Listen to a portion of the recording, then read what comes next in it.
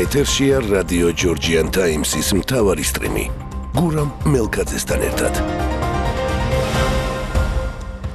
კიდევ ერთხელ მოგესალმებით, ეთერშია რადიო ჯორჯიან ტაიმსის საინფორმაციო გამოშვება სტრიმი, ახალ ამებს გურამ მელქაძე გაგაცნობთ. ბიძინა ივანიშვილი ითხოვს მის კუთვნილ ბაჩიაშვილის მიერ მართლსაწინააღმდეგოდ მითვისებულ კრიპტოვალუტას. აღნიშნული გარემოებების საბირწონე მათი გამაბათილებელი არაფერი წარმოუდგენია მშავდებულს, რადგან ეს შეუძლებელია, წერს ქართული ოცნების დამფუძნებლის და საპატიო თავმჯდომარის ბიძინა ივანიშვილის ადვოკატი თეიმურა სიხვაძე. ადვოკატის მიერ გავრცელებულ განცხადებაში აღნიშნულია, რომ ბაჩიაშვილი, რომელსაც საკუთარი პოზიციის დამადასტურებელი სამართლებრივი და ფაქტობრივი საფუძვლები არ გააჩნია, ყველანაირად ცდილობს სამართლებრივი ჩარჩოდან გასვლას და პოლიტიკურ განცხადებებზე დაცვის სტრატეგიის აგებას. ინფორმაცია, რომ ირაკლი კუპრაძე და ბერდია სიჭინავა ბერლინში გიორგი გახარიასთან შესახვედრად იმყოფებოდნენ, დადასტურდა. დღეს პარტიებში, სადაც გუშინ აცხადებდნენ, რომ შეხვედრის შესახებ ინფორმაცია არ ჰქონდათ, თქვეს, რომ კუპრაძე და სიჭინავა ბერლინში გიორგი გახარიასთან იმყოფებოდნენ. არსებული ინფორმაციით, ლელო საქართველოსთვის გენერალური მდივანი და გახარია საქართველოსთვის აღმასრულებელი მდივანი გახარიამ გერმანიაში დაიბარა, რადგან პარტიები 4 ოქტომბრის თვითმმართველობის არჩევნებისთვის კანდიდატებზე ვერ თანხმდებიან. პარტია ლელო ძლიერი საქართველოს გენერალური მდივნის ირაკლი კუპრაძის განცხადებით, ის გიორგი გახარიას შეხვდა, რადგან მნიშვნელოვან შეთანხმებებს სჭირდება უშუალო შეხვედრა და პირისპირ საუბარი. ეს იყო შეთანხმებული ვიზიტი, იმიტომ რომ მნიშვნელოვან შეთანხმებებს სჭირდება უშუალო შეხვედრა, პირისპირ საუბარი. მე შევხვდი არამხოლოდ გიორგი გახარიას, მათ შორის შევხვდი ევროპელ პოლიტიკოსებს ბერლინში. ჩვენ გვქონდა წარმატებული შეხვედრა, ვისაუბრეთ ყველა მნიშვნელოვან საკითხზე და ჩვენ ვრჩებით იმ მემორანდუმის ერთგულები, რომელსაც ხელი მოვაწერეთ საზოგადოების წინაშე და ავიღეთ ვალდებულება, რომ საზოგადოებას შევთავაზებთ სწორედ თანამშრომლობის იმ მოდელს, რომელიც სამწუხაროდ სხვა პარტიებმა ვერ შეძლეს. კოალიცია ლელო საქართველოს და გახარიას გუნდს აუცილებლად ეყოლება საერთო კანდიდატები.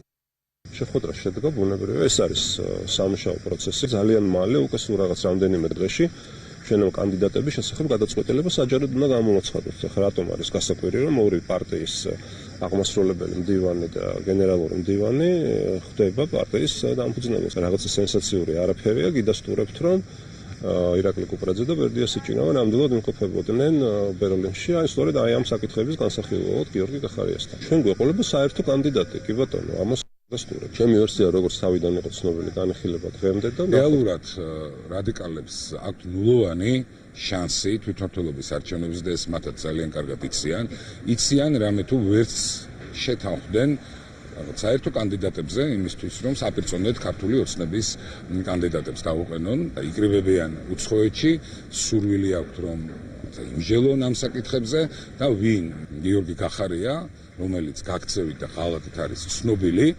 ჩვენს ქვეყანაში, რომელიც წარმოადგენს კოლექტიური ნაცნობრაობის ერთ განშტოებას და მეორე მხრივ ლელო თაღლითების და ნაცნობრაობასთან არსით დაკავშირებული პირების პარტია.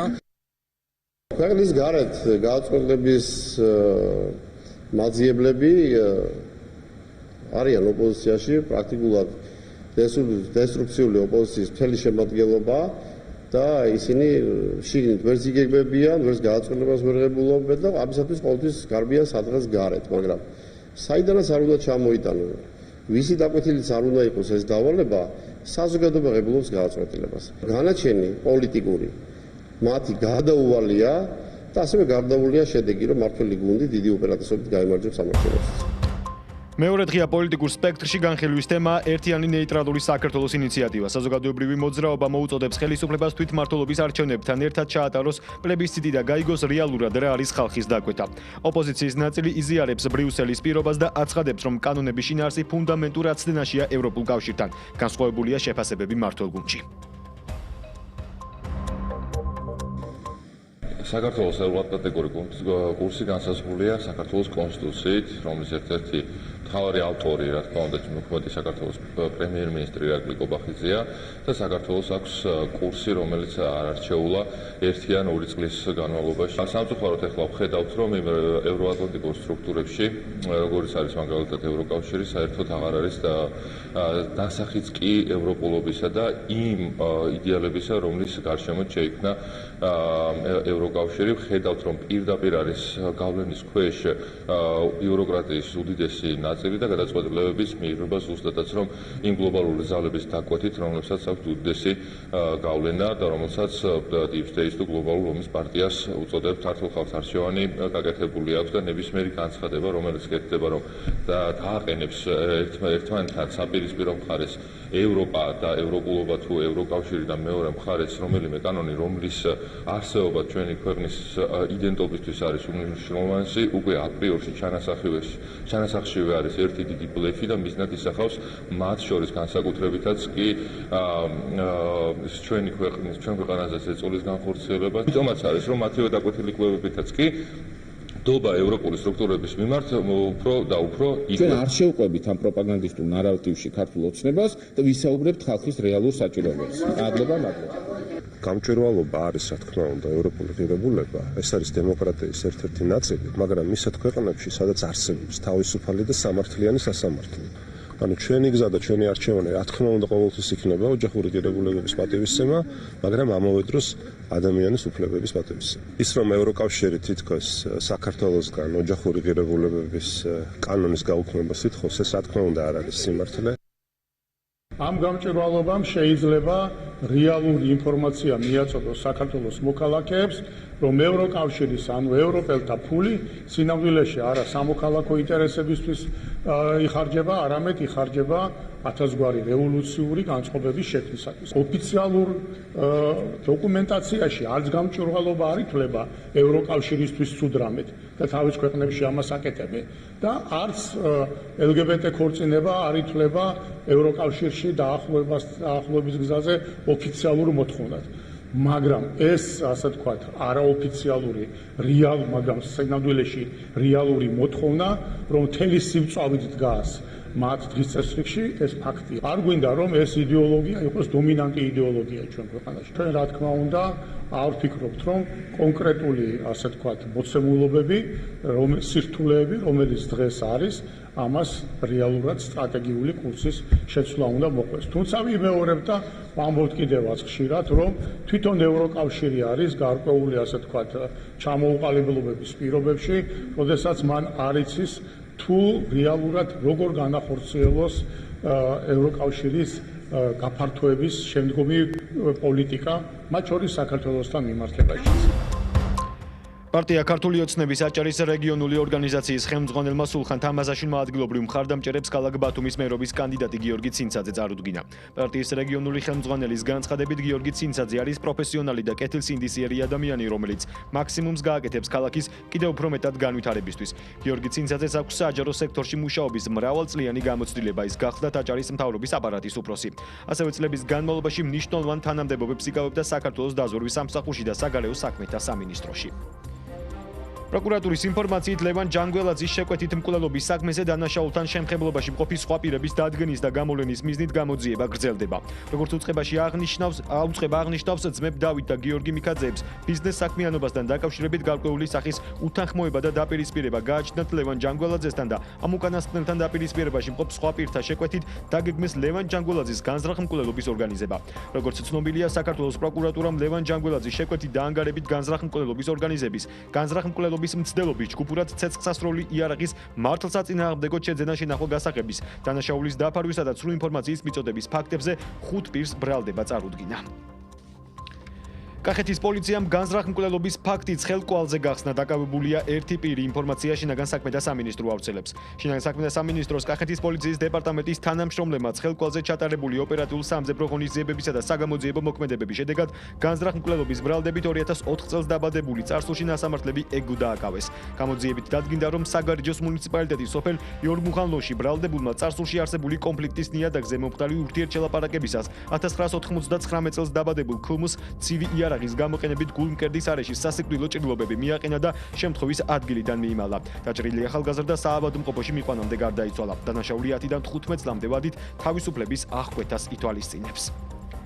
აფხაზეთის მთავრობის თავმჯდომარე 1992 წლის 14 აგვისტოს აფხაზეთში გმირულად დაღუპულთა ხსოვნას პატივი მიაგო გიორგი ჯინჭარაძემ გმირთა მემორიალი გვირგვინით შეამკო. შეიარაღებული დაპირისპირება აფხაზეთში 1992 წლის 14 აგვისტოს დაიწყო. პირველი შეტაკებები ოჩამჩირისა და გულირიფშის რაიონებში მოხდა. სამხედრო დაპირისპირება 403 დღე გაგრძელდა, რასაც ორივე მხრიდან ათასობით მოქალაქე და ჯარისკაცი შეეწირა. ევროკომისიამ კარგი მთავრობის 2025 წლის ანგარიშის ფარგლებში ძლიერი ინსტიტუტების ინდექსი გამოაქვეყნა. საქართველოს შეფასების 100%-იანი სისტემით ახალი ისტორიული მაქსიმუმი 63% მიიღო და მსოფლიოში 34 ადგილზე გავიდა.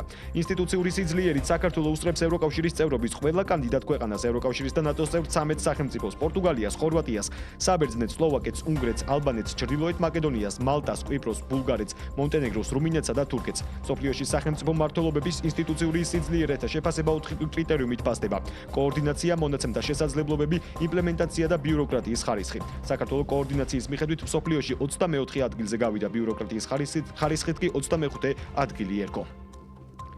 2 დეკემბრიდან ქუთაისის საერთაშორისო აეროპორტს ახალი მიმართულება ვენეცია დაემატება. ქუთაისთან პირდაპირ საჰაერო გზით იტალიის უკვე მესამე ქალაქში იქნება მოხვედრა შესაძლებელი. ევროპის ეკოლოგიურად ყველაზე მდგრადი ავიაკომპანია ვიზიარი რეისებს ვენეცია-ქუთაისი ვენეციის მიმართულებით კვირაში 2 სიხშირით სამშაბათსა და შაბათს იარბას A321 ტიპის ხომალდით შეასრულებს. ინტენსიური მოლაპარაკებები საქართველოს აეროპორტების გაერთიანებამ ავიაკომპანიასთან წარმატებით დაასრულა. ბილეთების შეძენა ავიაკომპანიის ვებგვერდზე უკვე შესაძლებელია.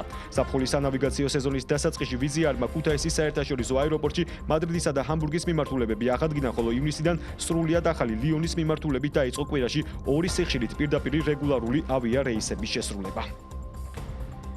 ჯარში გაწვევის ასაკის მქონე 650,000-ზე მეტმა უკრაინელმა ქვეყანა დატოვა, ინფორმაციას ტელეგრაფი ავრცელებს. გამოცემის ცნობით მათ ნაწილი მიმალვაშია, ვითარება უარესდება ჯარიდან გაქცევის კუთხითაც. როგორც ტელეგრაფი წერს, ყოველდღე 400-ზე მეტი სამხედრო ფრონტის ხაზზე საკუთარ პოზიციებს ტოვებს. სტატიის ავტორები აღნიშნავენ, რომ ახლა ქვეყანაში 2 რეალობაა შექმნილი, მოსახლეობის ერთი ნაწილი ომობს, ხოლო მეორე საბრძოლო მოქმედებებს გაურბის. თუ უკრაინაში მიმდინარე ომში ცეცხლის სრულად შეწყვეტის მიღწევა მოხერხდება, უკრაინის მოკავშირეები რუსეთის წინააღმდეგ სანქციების ეტაპობრივ შემსუბუქებას განიხილავენ, ინფორმაციას Sky News ავრცელებს. ევროკავშირის საბჭოში საკუთარ წყაროზე დაყნობით მედია საშუალება წერს, რომ მათ იმედი აქვთ 15 დღიანი ზავის გამოცხადება დაუყოვნებლივ იქნება შესაძლებელი. თუმცა ამ პერიოდში რუსეთის მიმართ დაწესებული სანქციები ძალაში დარჩება, ვიდრე საბრძოლო მოქმედებებში უფრო სტრუქტურიზებული პაუზა არ იქნება მიღწეული. გერმანია $500 მილიონ გამოყოფს ნატოს ინიციატივისთვის, რომელიც უკრაინისთვის ამერიკაში წარმოებული კრიტიკულად მნიშვნელოვანი იარაღით მომარაგებას ითვალისწინებს, ინფორმაციას უკრაინული მედია ავრცელებს. გერმანიის მთავრობამ ეს განცხადება უკრაინის პრეზიდენტის ვოლოდიმირ ზელენსკის ბერლინში ვიზიტისა და ევროპელი ლიდერებისა და შეერთებული შტატების მონაწილეობით მასშტაბური მოლაპარაკებების დროს გააკეთა. ნატოს გენერალური მდივანი მარკ რუტე ამ განცხადებას მიესალმა და აღნიშნა, რომ ამჟამად გერმანია ევროპის ქვეყნებს შორის ლიდერია უკრაინისთვის გაწეული სამხედრო დახმარების მოცულობის კუთხით. ცნობისთვის შეერთებულმა შტატებმა და ნატომ უკრაინისთვის ამერიკული იარაღის მიწოდების ახალი მექანიზმი უკრაინის პრიორიტეტული მოთხოვნების სია წამოიწყეს, რომელიც ალიანსის სხვა წევრების შენატანებიდან დაფინანსებას ითვალისწინებს. უკრაინამ რუსეთის ქალაქ ვოლგოგრადში მდებარე ნავთობგადასამუშავებელი ქარხანას უპირატო საფრენი აპარატებით შეუტია, ინფორმაციას უკრაინული მედია ავრცელებს. მომხდარს გამოეხმაურა ვოლგოგრადის ოლქის გუბერნატორი ანდრეი ბოჩაროვი. მისი თქმით, დრონების თავდასხმის შედეგად ქარხანას ცეცხლი გაუჩნდა. უპილოტო საფრენი აპარატების შემოტევის გამო ადგილობრივმა ხელისუფლებამ ვოლგოგრადის აეროპორტის დროებით დაკეტვის გადაწყვეტილებაც მიიღო. ფრანგულმა Paris Saint-Germain-მა იტალიის ქალაქ უდინეში სტადიონ ფრიულიზე პენალტების სერიაში დაამარცხა ინგლისური ტოტენჰემი და UEFA სუპერთასის მფლობელი გახდა.